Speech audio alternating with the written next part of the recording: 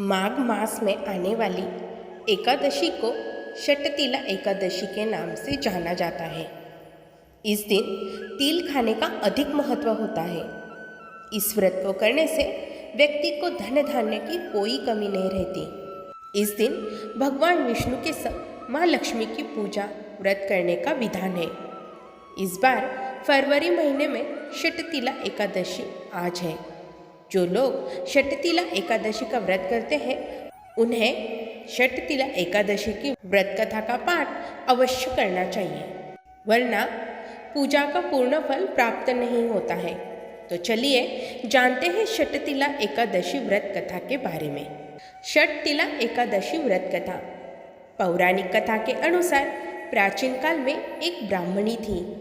धर्मपारायण होने के बाद भी वह हमेशा पूजा और व्रत करती थी, लेकिन कभी दान नहीं करती थी और न ही देवी देवताओं और ब्राह्मणों को धन और अन्न का दान किया था। ब्राह्मणी की पूजा और व्रत से जगत के पालनहार भगवान विष्णु प्रसन्न थे।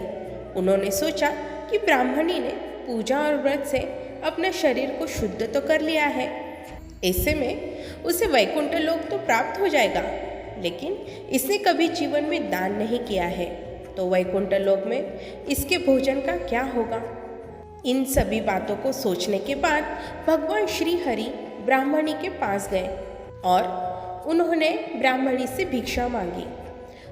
भगवान विष्णु के भेष में साधु को ब्राह्मणी ने भिक्षा में एक मिट्टी का ढेला दे दिया। भगवान उसे लेकर वैकुंठ लोक में चले आए। उस समय पश्चात ब्राह्मणी का देहांत होने के बाद वह वैकुंठ लोक में आ गई। ब्राह्मणी को भिक्षा में मिट्टी देने की वजह से वैकुंठ लोक में महल प्राप्त हुआ, लेकिन उसके घर में अन्न आदि कुछ भी नहीं था। ये सब देख भगवान श्री हरि से ब्राह्मणी ने बोला कि मैंने जीवन में सदैव पूजा और व्रत किया, लेकिन मेरे घर में कुछ भी क्यों नहीं है। भगवान ने उसकी समस्या सुनकर कहा कि तुम वैकुंठ लोक की देवियों से मिलकर षटतिला एकादशी व्रत का दान और महत्व सुनो, उसका पालन करो।